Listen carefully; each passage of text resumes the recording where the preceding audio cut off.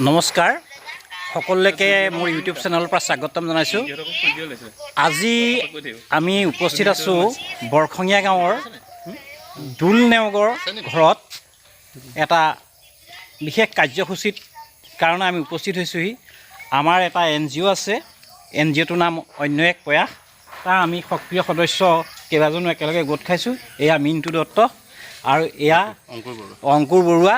আমি আৰু আমাৰ লগত সুৰেশ আছে। আমি এটা বিশেষ কাৰ্যসূচীৰ বাবে গোট খাইছোঁ।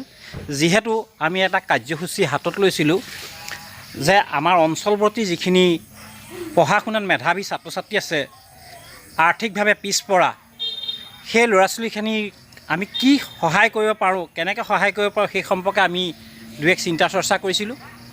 আমি আটাইকেইজন গোট খাই তাৰ কাৰণে আমি এটা কাৰ্যসূচী হাতত লৈছিলোঁ। সেই কাৰ্যসূচীটি হ'ল আমি পঢ়া মেধাৱী ছাত্ৰ ছাত্ৰীখিনিক আমি টেবুল চকী পঢ়াৰ সঁজুলি যোগাৰ দিব বিচাৰিছিলোঁ। সেয়াত আজি প্ৰথম কাৰ্যসূচী আৰম্ভ কৰিছোঁ।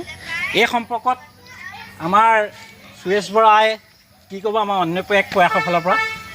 হয়, আচলতে আমাৰ অন্য প্ৰয়াসে বিভিন্ন সময়ত বিভিন্ন মেধাৱী ছাত্ৰ ছাত্ৰী যিসকল মানে একচুৱেলি আৰ্থিকভাৱে অলপ পিছপৰা দুৰ্বল, তেওঁলোকক আমি বিভিন্ন সময়ত সহায় কৰি আহিছোঁ। গতিকে এইবাৰ আমি ভাবিলোঁ যে আমাৰ বায়ুসেনা বিদ্যালয়ৰ পৰা কিছু ডেস্ক বেঞ্চ আমি আনিলোঁ।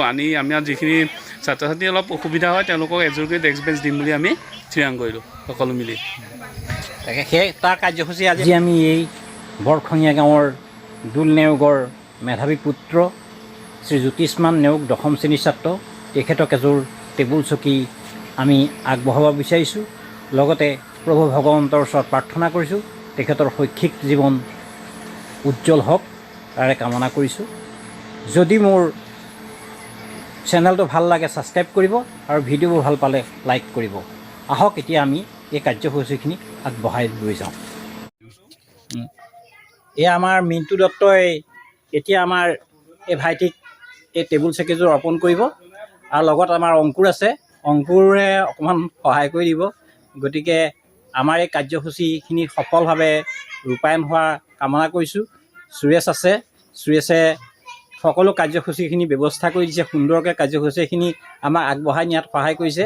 এতিয়া এই টেবুল চকীযোৰ অৰ্পণ কৰিব আমাৰ সুৰেশ বৰা, অংকুৰ আৰু মিণ্টুৱে। তোমাৰ কেনেকুৱা লাগিছে আজি? ভাল লাগিছে। ভাল লাগিছে। অতি দুখৰ কথা, এই মেধাৱী ছাত্ৰজনে পঢ়িবলৈ এযোৰ টেবুল চকীৰ অভাৱত তেওঁ মানে মাটিত পঢ়া লিখীয়া অৱস্থা হৈছিলে। আজি তেওঁ পায়, তুমি ভাল পাইছা?